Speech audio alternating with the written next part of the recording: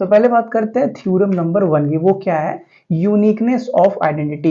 Uniqueness of identity मतलब क्या, किसी भी एक ग्रुप का आइडेंटिटी एलिमेंट क्या होता है, हमेशा ही क्या होता है, यूनिक होता है। ठीक है, इसका आप स्टेटमेंट लिख सकते हो, द आइडेंटिटी एलिमेंट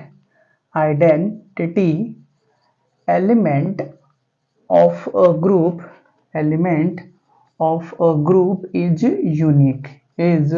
यूनिक। किसी को हमको क्या करना है, प्रूफ करना है। ठीक है, तो हम क्या पहले क्या करते हैं, मान लेते हैं कि हमारे पास दो आइडेंटिटी एलिमेंट है। ठीक है, अपने से मान लेते हैं कि हमारे पास दो आइडेंटिटी एलिमेंट है और फिर हम उन दोनों को बराबर प्रूफ करके दिखा देंगे, तो ये क्लियर हो जाएगा कि जो हम दो अलग अलग आइडेंटिटी एलिमेंट की बात कर रहे हैं वो सेम ही है। ठीक है, हम क्या बोलते हैं, मान लेते हैं लेट ई और ई dash, e and e dash कोई दो or any two identity element of a group G. किसी भी एक ग्रुप जी का जिसके अंदर कुछ एलिमेंट है, मान लेते हैं ग्रुप जी के अंदर ए बी सी डी कुछ एलिमेंट है, उसके लिए दो आइडेंटिटी एलिमेंट है हमारे पास, एक ई है और एक ई डैश है। ठीक है, सच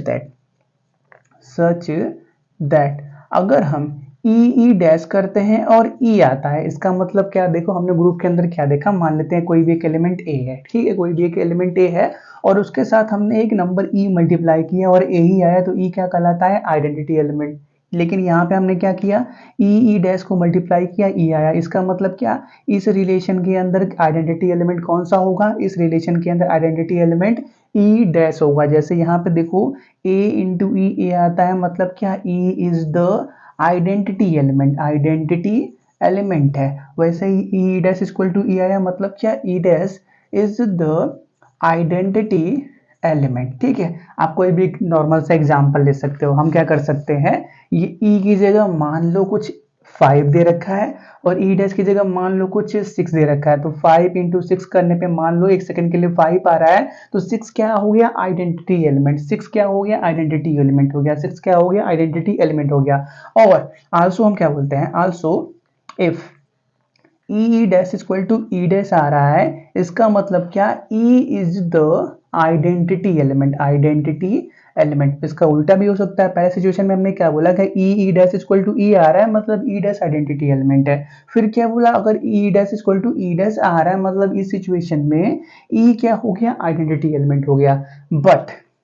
बट हम क्या जानते हैं, जो ई और ई डैश है is a unique element of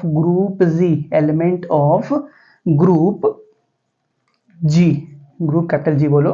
ठीक है, देखो पहले सिचुएशन में हमने क्या बोला कि अगर हम 5 इंटू 6 को मल्टीप्लाई कर रहे हैं और 5 आ रहा है, तो 6 क्या हो गया, आइडेंटिटी एलिमेंट। 5 इंटू 6 को मल्टीप्लाई कर रहे हैं तो 5 आ रहा है, मतलब 6 क्या हो गया, आइडेंटिटी एलिमेंट। फिर दूसरे सिचुएशन में हम क्या बोल रहे हैं कि 5 इंटू 6 को मल्टीप्लाई करते हैं और 6 आता है, तो 5 क्या हो गया, आइडेंटिटी एलिमेंट। 5 इंटू 6 को मल्टीप्लाई करते हैं और 6 आता है, मतलब 5 क्या हो गया, आइडेंटिटी एलिमेंट। हम बात कर रहे हैं 5 क्रॉस 6 की, मतलब हम 5 इंटू 6 को ही दोनों सिचुएशन में मल्टीप्लाई कर रहे हैं। लेकिन जब हम आइडेंटिटी एलिमेंट 6 को मानते हैं तो 5 आता है, और जब हम आइडेंटिटी एलिमेंट 5 को मानते हैं तो 6 आता है। लेकिन हमने क्या बोला कि ई डैश जो आप मल्टीप्लाई कर रहे हो दोनों सिचुएशन में, वो एक यूनिक एलिमेंट है। 5 क्रॉस 6 यहाँ पे भी है, 5 क्रॉस 6 यहाँ पे भी है, लेकिन चेंज क्यों हो रहा है, चेंज इसलिए, रिजल्ट इसलिए चेंज हो रहा है क्योंकि हम आइडेंटिटी एलिमेंट को अलग अलग मान रहे हैं, इसलिए रिजल्ट हमारा सेम हो रहा है, रिजल्ट हमारा चेंज हो रहा है। लेकिन हम जो ऑपरेशन कर रहे हैं वो ऑपरेशन दोनों सिचुएशन में सेम एलिमेंट के ऊपर कर रहे हैं, ई डैश के ऊपर ही कर रहे हैं। तो हम क्या बोलेंगे, but e dash is a unique element of G. तो यहां से हमको क्या मिल गया, देयरफॉर दोनों रिजल्ट बराबर है। कहने का मतलब e dash equal to e आ रहा है और ई dash equal to e dash आ रहा है, दोनों रिजल्ट बराबर है। ये यूनिक एलिमेंट है, सेम एलिमेंट है। 5 cross 6 left side equal to right side भी इक्वल होना चाहिए। तो इक्वेशन नंबर 1 बना दो, इक्वेशन नंबर 2 बना दो, तो क्या बोलेंगे, फ्रॉम 1 and 2 अगर लेफ्ट साइड इक्वल है तो राइट साइड भी इक्वल होना चाहिए, मतलब ई इज इक्वल टू क्या आ गया, ई डैश। हमने स्टार्टिंग में क्या बोला था कि ई और ई dash are any two identity element of a group, दो कोई अलग अलग आइडेंटिटी एलिमेंट है किसी ग्रुप का।